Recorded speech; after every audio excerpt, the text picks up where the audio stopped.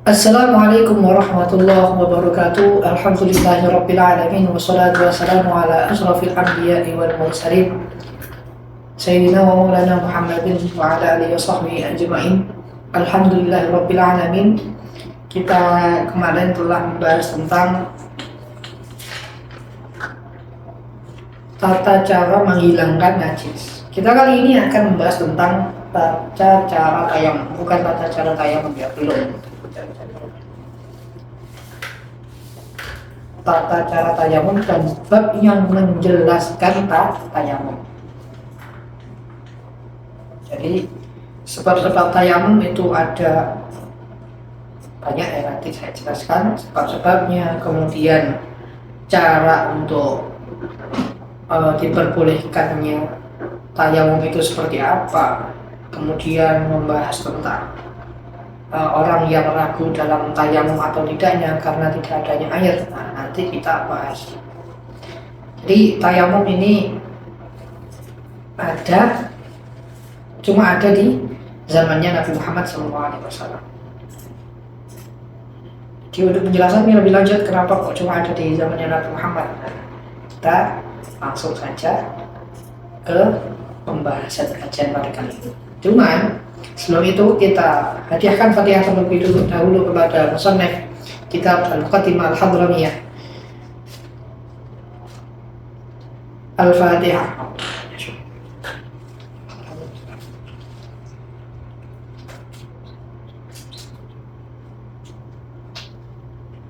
Bismillahirrahmanirrahim. At-tayammumu huwa lughatan al-qasdu. Bab tayammum. At-tayammum huwa lughatan al-qasdu. Jadi secara bahasa, penggunaan kata tayamum, lafaz tayamum ini digunakan atau berarti al-qasdu, menyengaja. Wa syar'an isalu turabi ilal wajhi wal yadain. Dari segi syariat, yang namanya tayamum ini adalah isalu turab, jadi meratakan apa namanya, debu, ilal wajhi wal kafain. Tata caranya seperti itu.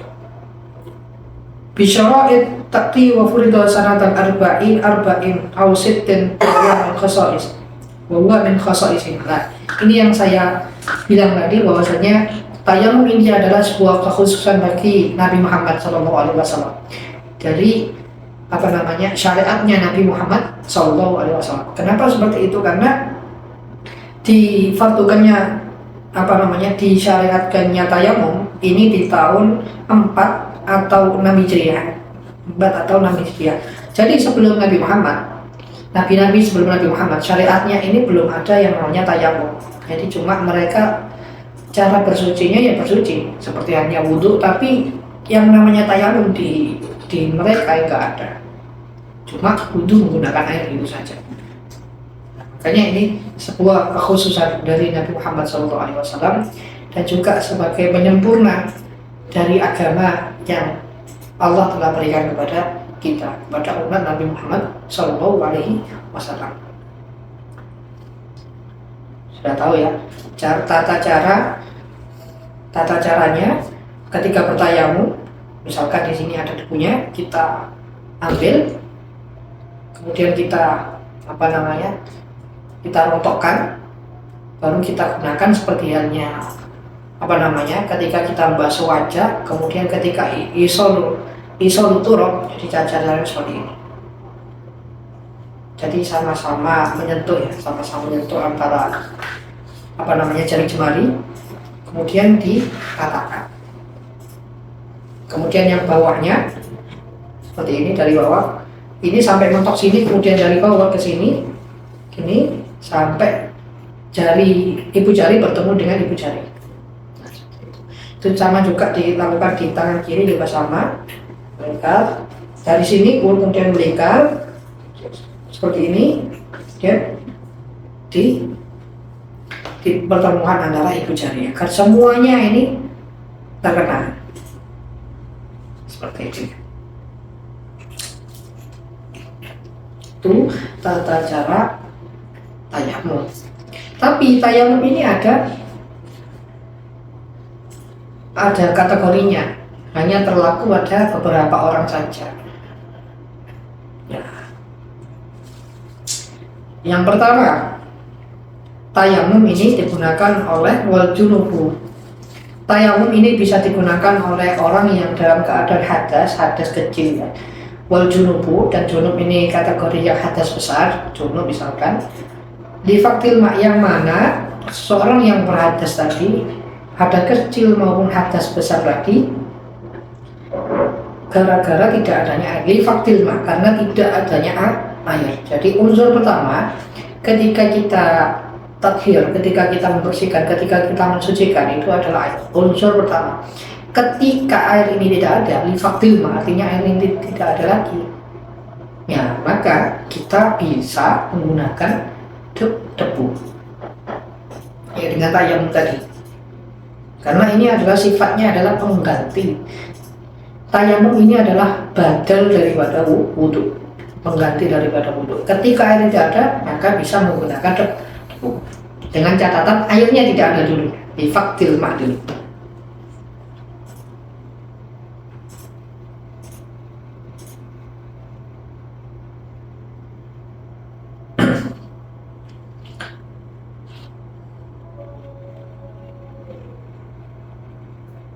Kemudian sebab yang kedua, ini jadi sebab yang pertama adalah lifaktil mak, karena tidak adanya air.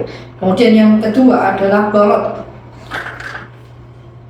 Balot ini merasa di dalam dirinya ini ataupun airnya ini nanti ditakutkan ini melukainya, atau bisa nanti ketika kita bersentuhan air, tubuh kita ini akan semakin dingin. Balot itu dingin, airnya ini ada airnya, cuman airnya dingin. Ketika kita gunakan nanti ditakutkan malah sakit hidup kita. Nanti penjelasan tentang penggunaan air untuk orang yang barat nanti di penjelasan yang selanjutnya, di penjelasan nanti ini masih dalam satu live ini. Wal marad, dan juga yang ketiga ini dalam kategori orang yang sakit. Jadi yang pertama tadi lifaktil mak, tidak adanya air. Yang kedua ini barot, adanya air, cuma airnya ini air yang sangat dingin sekali. Misalkan di kutub utara misalkan, itu kan airnya dingin sekali. Wal marad, dan juga sebab yang ketiga adalah karena sakit. Ketika kita menggunakan air, nanti ditakutkan ada asalnya, ada penyakitnya yang ada di tubuh kita. Sebab-sebabnya seperti itu. Ketika kita menggunakan air, malah semakin parah, tidak membaik lagi. Seperti anak yang dalam keadaan masih dalam sakit panas ya, misalkan panas sekali, suhu tubuhnya panas. Ketika menggunakan air, nggak tambah sembuh, tambah panas lagi sakitnya. Nah, itu kategori yang diperbolehkan tayamum seperti itu. Atau lain-lain sebabnya dari medis, semisal dokter itu melarangnya, itu juga bisa dibuat rujukan kita dalam keadaan sakit dan tidak boleh menggunakan air. Artinya kita boleh menggunakan tayamum. Ketika kita tathir atau bersuci, itu menggunakan debu ataupun tayamum. Fa'in tayaqona faqdul ma. Fa'in tayaqona faqdal ma'i tayammama bila tolabin. Nah, bagi seseorang yang telah yakin tidak adanya air, bagi seseorang yang telah yakin tidak adanya air di suatu tempat, misalkan saya dalam keadaan musafirnya di padang pasir ataupun tempat-tempat yang jarang ditemukannya air, ataupun tandus ya, wilayah-wilayah yang tandus yang tidak ada air sama sekali. Ada air, cuma airnya dibuat untuk minum. Airnya ada, cuma airnya dibuat minum. Nah, kita juga bisa nanti tayamum. Fa'in tayaqona faqdal ma'i tayammama bila tolabin. Ketika kita benar-benar yakin bahwasanya di tempat itu secara naudoriyah, secara penglihatan kita memang tidak ada air di sana, ditunjukkan dengan nador kita, penglihatan kita ini tidak ada, kemudian memang kebiasaannya pun tidak ada air di sana. Nah, ini yang menyebabkan keyakinan. Ya, unsur yakin itu diperoleh dengan hal itu. Gak bisa kita langsung katakan bahwasanya, oh aku yakin bahwasanya di sini di tidak ada air, padahal ya ada. Ketika kita nazar, ketika kalian melihat di kanan kiri itu ada. Jadi ada kalanya kita yang mempermainkan hukum, nggak boleh seperti itu. Jadi patut kita ketahui dan kita telusuri terlebih dahulu, baru unsur yakin ini ada.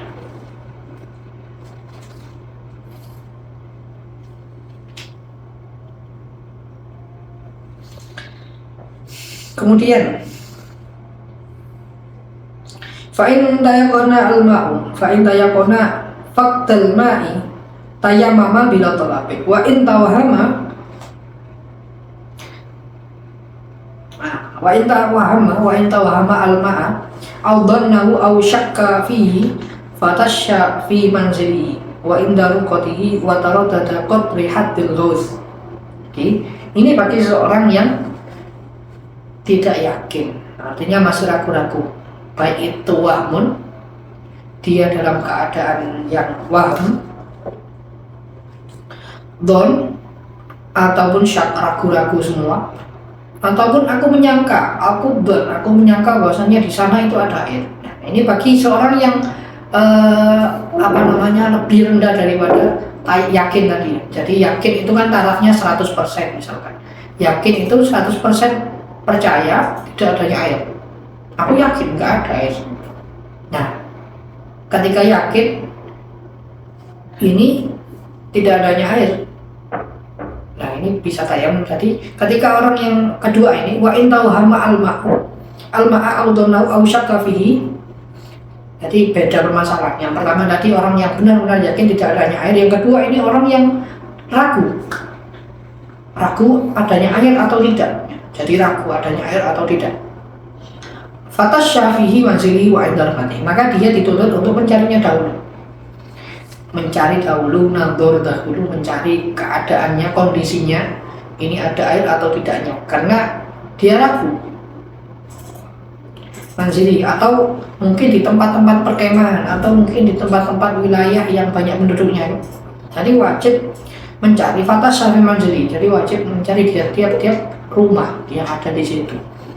Wa indaru qati wa taraddada fi qadra hadil khausan, berputar di wilayah qadri hadil khaus. Ini kira-kiranya adalah 150 meter. Jadi qadri hadil khaus, kadar meminta pertolongan ini 150 meter. Jadi di wilayah ini misalkan ini masih belum ditemukan air ya, kita tidak apa-apa untuk tayamum. Fa'ilam yajid tayammama. Jadi ketika memang benar-benar di wilayah 150 meter ini, persegi ini, kita tidak menemukan air ya. Kita tidak menemukan air ya. Fa'ilam yajid tayammama, maka kita boleh untuk bertayamum. Ini bagi orang yang dalam keadaan ragu. Dalam keadaan ragu adanya air atau tidak. Ketika yakin adanya air, maka langsung tayamum, tidak apa-apa, enggak perlu untuk mencari. Fa'ilam yajid tayammama wa in tayammuna wujudal ma'i talabahu fi haddil qurbi wa huwa sittatu alafin khudwatin fa in kana fawqa haddil qurbi tayammama. Ini bagi orang yang yakin, tapi yakinnya ini adanya air ini fi haddil qurbi. Jadi haddil qurbi itu 4 km, kurang lebih 4 km. Sitatu alafi khutwatin, 6.000 ya, 6.000 jangkaan. 6.000 jangkaan itu kurang lebih 4 km. Ketika dia yakin di wilayah 4 km, atau kurangnya dari 4 km, dia menyangka ataupun yakin, dia yakin bahwasanya ada air di sana, itu wajib atau labu, maka dia wajib untuk mencari air tersebut, wajib untuk mencari. Itu ketika yakin, memang di sana itu memang kebiasaannya itu sumber air, misalkan ada sumber air di sana, itu ada lembabnya.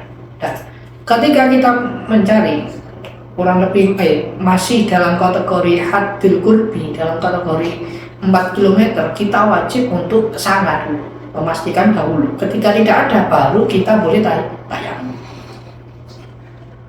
Ya, harus memastikan. Fa'in kana fawqa haddil ghurbi tayammum. Maka ketika di bawah daripada haddil ghurbi, artinya kurang dari 4 km, kita disuruh untuk fa'in kana fawqa, lebih dari 4 km. Misalkan ada air, tapi airnya ini lebih dari 4 km. Nah, ketika kana fawqa haddil ghurbi, ketika lebih tadi tayammum, maka kita boleh untuk bertayamum. Wal afdalu ta'khiru sholati in tayaqqana wusul ma'i akhir waqti. Ini juga diperhatikan bahwasanya kategori afdhalus sholat, kategori keutamaan sholat bagi orang yang dalam keadaan tidak adanya air itu tidak langsung menggunakan tayamum kemudian langsung sholat, enggak seperti itu. Jadi yang lebih afdal adalah mengakhirkan waktu, bukan di awal waktu tapi mengakhirkan waktu. Ini bagi orang yang faqdil ma, orang yang tidak menemukan air. Kenapa? Karena intayakona, ketika dia yakin wusulul ma, ketika yakin adanya air, ini lebih baik akhir waktu. Jadi dengan catatan ketika yakin, misalkan dalam keadaan mendung, misalkan di di sekitar kita ini tidak ada air, tandus cuma ada mega mendung di atas, ada awan mendung, misalkan ada awan mendung yang diperkirakan kurang lebih 1 jam atau 2 jam, 1 atau 2 jam, misalkan duhurnya jam setengah 12 sampai jam 12, itu mendung 1 sampai jam setengah 2, dan kita menunggu sampai setengah 2, ini tidak apa-apa, bahkan lebih afdolnya seperti itu. Intayakona intayakona wusul ma, ketika memang benar-benar ada air itu akan datang, kita lebih afdal untuk mengakhirkan waktu sholat. Jadi yakin tadi dengan apa? Dengan suatu petunjuk ya, misalkan melihat awan, ataupun kita ada teman yang memang membawakan air, misalkan seperti itu, kita afdalnya menunggu sampai air itu datang ataupun hujan turun seperti itu. Wala yajibu alaihi fi hadd talabuhu fi haddil ghausi wa haddil ghurbi illa idza amina nasan wa malan wa inqita'an anil rufqati. Ya, ini perlu juga diperhatikan, antara lain ketika dalam keadaan orang yang bepergian itu biasanya kan membawa barang dagangan atau membawa barang harta, misalkan orang dalam keadaan musafir itu membawa harta. Misalkan musafirnya itu sendirian, nggak ada temannya, nggak ada orang yang mengawalnya misalkan. Sedangkan dia mencari air sedangkan hartanya ditinggal di rumahnya. Bukan ditinggal di rumah, ditinggal di mobilnya misalkan. Sekarang kan pakai mobil. Dia mencari air dengan berjalan kaki, mobilnya ditinggalkan, hartanya ditinggalkan. Nah, ini tidak wajib untuk mencari air tersebut, karena ditakutkan hartanya ini akan hilang. Maka dia tidak wajib untuk mencarinya. Ketika ditakutkan hartanya hilang, ketika tidak ditakutkan ya nggak apa-apa kita mencari air tersebut.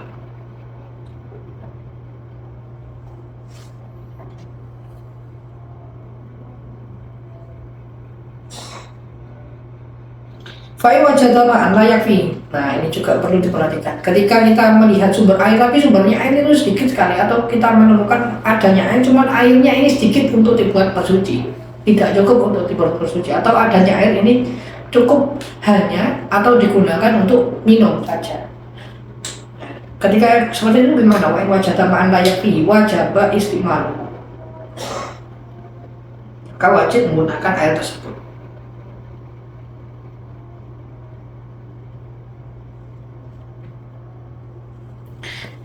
Wajib menggunakan air tersebut, tsumma tayammamu, kemudian tayamum. Jadi menyempurnakan yang lain, anggota yang lain ini dengan tayamum, sebagai gantinya dengan tayamum. Misalkan air itu cukup hanya untuk membasuh wajah, jadi membasuh wajah, kemudian wajah istimalu, kemudian tsumma tayamum, kemudian tangannya menggunakan tayamum seperti ini. Misalkan tidak adanya air, sampai seperti itu.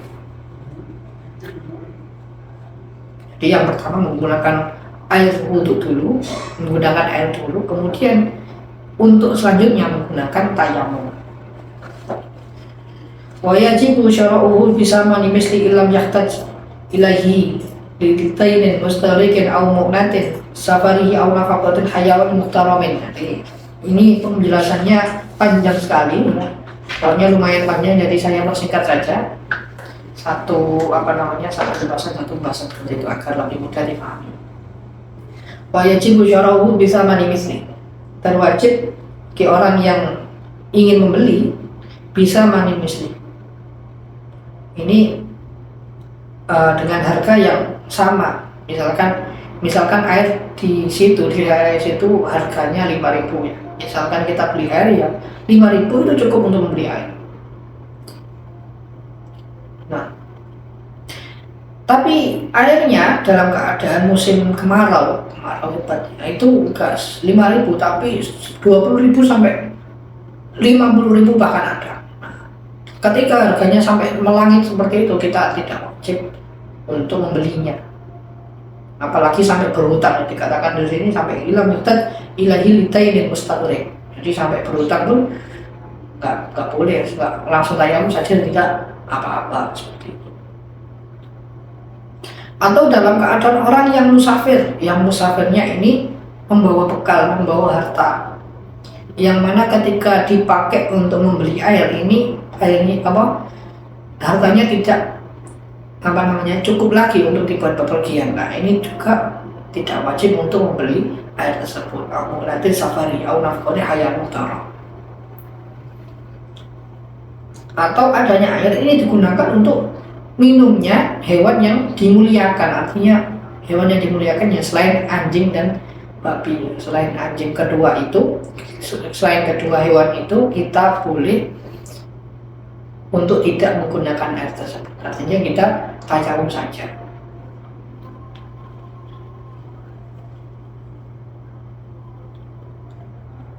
Wa yajibu talabu hibatil ma'. Nah, ini juga kita diperlukan dan wajib mencari pertolongannya. Misalkan kita dalam keadaan kesusahan kok nggak mau ditolong orang lain, nggak bisa. Biasanya kan ya kita sebagai manusia yang sosial, artinya ya perlu pertolongan orang lain. Kita meminta pertolongan orang lain itu juga wajib. Wa yajibu talabu hibatil ma'. Jadi kita wajib untuk meminta pertolongan agar orang lain ini tahu kita dalam keadaan kesulitan, kita dalam keadaan tidak mempunyai alat untuk bersuci. Kita wajib untuk meminta pertolongan. Talabu hibatil ma' itu gak apa-apa. Wasti'aratu dalwin, ataupun mungkin meminta uang. Bukan meminta, isti'arah meminjam uang. Pemberian uang untuk membeli air. Wa isti'aratu dalwin. Ini misalkan bisa juga ketika dia tidak punya air tapi memberi uangnya nanti untuk digunakan untuk membeli air, ini tidak apa-apa. Seperti itu.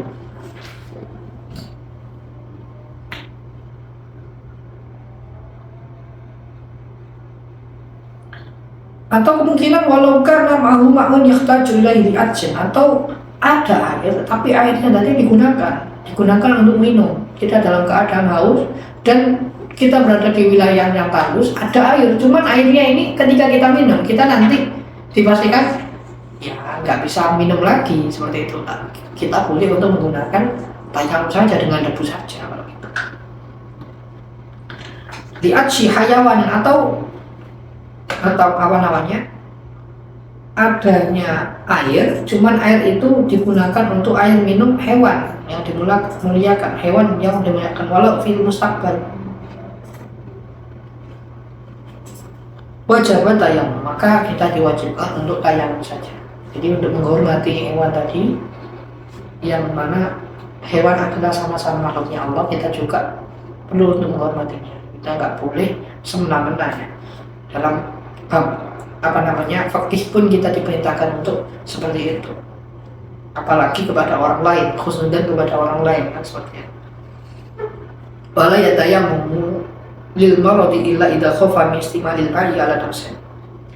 Jadi ini kategori yang kedua tadi, kategori bagi orang yang dalam keadaan sakit. Yang pertama tadi yang sudah kita bahas tadi, orang yang dalam keadaan nifaqil ma' dan tata cara untuk mencari air kan seperti itu tadi.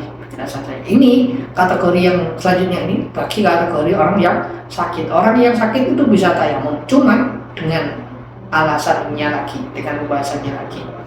Jadi wala yatamu limarat illa idza khafa min istimalil ma. Jadi dengan catatan orang yang dalam keadaan sakit, dalam keadaan marad, dia itu betul-betul khafa min istimal.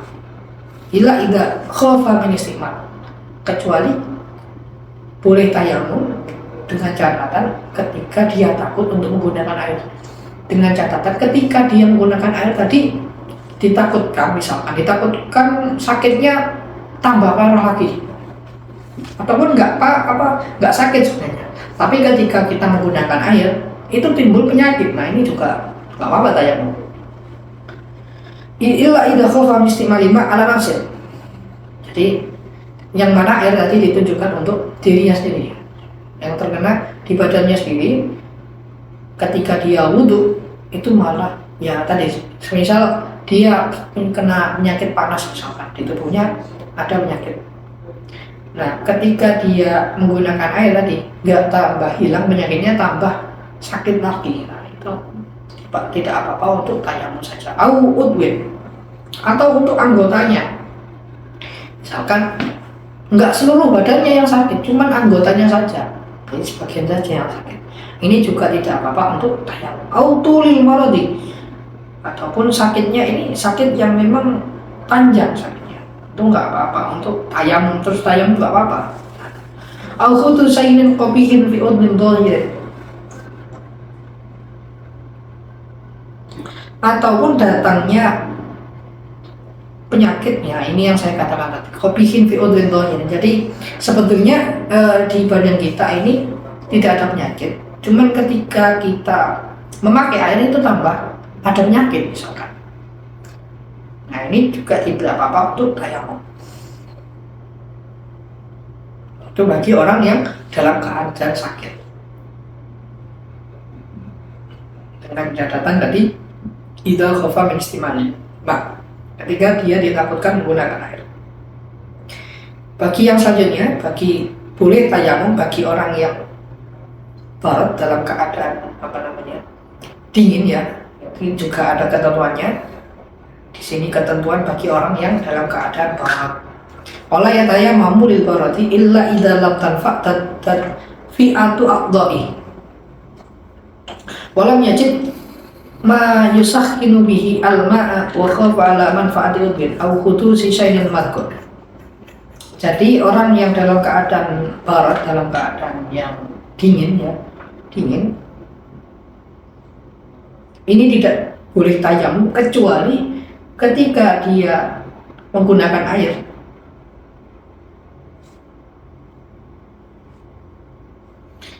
Ketika dia menggunakan air ini ditakutkan tidak kembali normal, jadi tubuhnya tidak normal lagi. Tahu dalam keadaan, biasanya orang yang dalam keadaan kedinginan itu kan menggigil tubuhnya menggigil. Kira ketika dia menggunakan air, menggigilnya ini nggak hilang. Jadi saking di sana itu benar-benar dinginnya, biasanya di gunung itu kan dingin sekali di gunung itu. Gunung-gunung yang ketinggiannya sudah tinggi, itu kan airnya juga dingin sekali kita menggunakannya. Ketika kita berada di gunungnya, puncak itu, setelahnya puncak gunung yang ada di gunung itu, kita boleh untuk menggunakan air. Kita boleh untuk menggunakan tayamum. Dan juga walam yajid ma yusakhinu bihi al-ma'. Tidak ditemukan juga misalkan kompor yang dapat memanaskan air, yusakhirul ma' yang dapat memanaskan air, ini tidak kita temukan. Misalkan kita di gunung ada ada apa namanya, ada air, yang mana airnya air dingin, langsung kita tayamum saja karena darurat. Nah, tapi di situ kan biasanya anak yang mendaki gunung itu membawa kompor ya, misalkan kompor kecil yang digunakan untuk memanaskan air, digunakan untuk memanaskan kopi dan lain sebagainya. Dan kita wajib kita gunakan ketika dalam keadaan airnya tadi dalam keadaan yang dingin sekali, kita panaskan terlebih dahulu atau kita hangatkan dulu untuk kita gunakan sebagai wudhu. Nah, ini tidak apa-apa, bahkan seperti itu karena apa namanya, barot tadi sifat ke apa namanya, sifat apa namanya, dinginnya air tadi sudah hilang dengan alat pemanas tadi.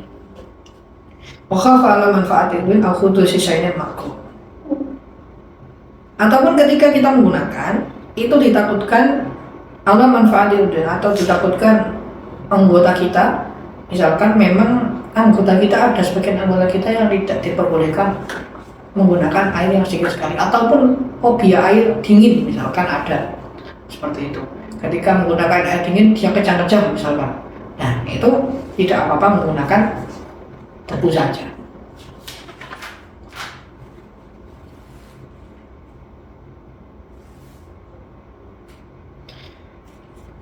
Kemudian lagi wa in khafa min istimalil ma fi ba'di badanihi ghasala sahih. Nah, ini bagi orang yang menggunakan air di sebagian badannya ataupun di sebagian anggotanya, ketika dia takut menggunakan air di sebagian tubuhnya, ghasala sahih wa tayammum anil jarih. Maka yang dikhususkan baginya atau yang diperbolehkan adalah ghasala sahih, membasuh bagian tubuh yang sahih yang sehat, wa tayammum anil jarih, dan bertayamum anil jarih dan bertayamum atas seseorang yang jarih dalam keadaan sakit ataupun ada.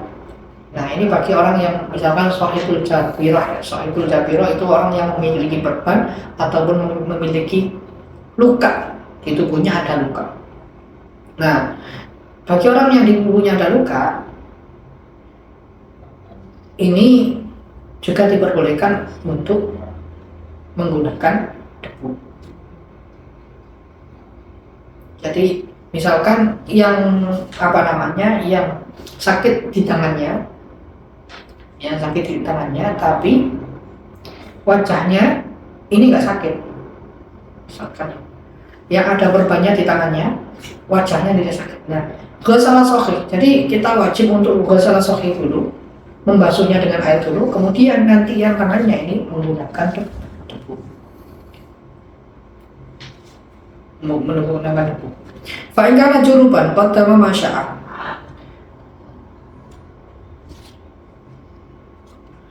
Mungkin bagi orang yang junub qaddama, maka dia diperbolehkan untuk mendahulukan masya'a, sesuatu yang dia butuhkan atau dia inginkan. Wa in kana mutasan tayammum anil jarih waqtil ghusl alil. Oh, ini ada pembahasan sendiri terkait jabirah, seorang yang memakai beban. Summa in kana alaihi jabiratun naza'aha wujuban. Kemudian bagi seseorang yang memiliki jabirah itu memiliki perban, sahibul jabirah biasanya. Nah, bagi orang yang menggunakan perban naza'ah, maka dia dituntut untuk mencopot wujuban dengan kewajiban. Fa in khafa min nazihi ghasala sahih, maka ketika ditakutkan mencopotnya tadi, ditakutkan untuk mencopot, ketika dicopot ini malah semakin parah ya, ghasala sahih wa masa'aliyah, maka hanya dituntut untuk membasuh sesuatu tubuhnya, membasuh dari tubuhnya yang sahih, yang sehat, wa masaha aliyah, dan hanya mengusap saja pada bagian yang sakit tadi, mengusap. Wa tayammama amma tahta fil wajhi wal yadain. Wa yajibu alaihi qada'u idza wada'a al-jabira ala ghairi turin. Nah, ini juga perlu menjadi catatan, wajib mengqadai sholat idza wada'a al-jabira ala ghairi turin. Ketika jabirah tadi, perban tadi berada di selainnya suci. Artinya misalkan ketika kita kecelakaan, bukan kecelakaan, mengalami pendarahan ataupun lukanya tadi ada pendarahannya, ini kan tidak bisa kita pastikan ini taurin dalam keadaan suci. Jadi kita tidak cukup untuk menggantinya dengan mengusap saja. Berbeda bagi orang yang di tubuhnya ini ada luka, tapi lukanya ini luka kering, tidak ada darahnya. Nah ini kan sifatnya adalah suci, maka kita tidak dituntut untuk mengqadai sholat. Ketika tempat jabirahnya tadi itu masih ada najisnya ataupun tidak tidak suci, nah maka kita wajib untuk mengqadai sholatnya. Perlu diperhatikan ya.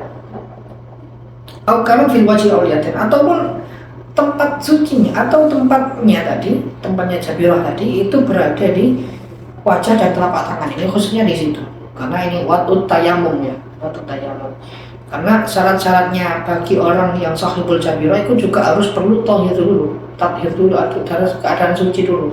Jabirahnya ini harus keadaan suci dulu, maka bisa menggantinya dengan maskul tayamum tadi, dengan mengusap dengan tayamum.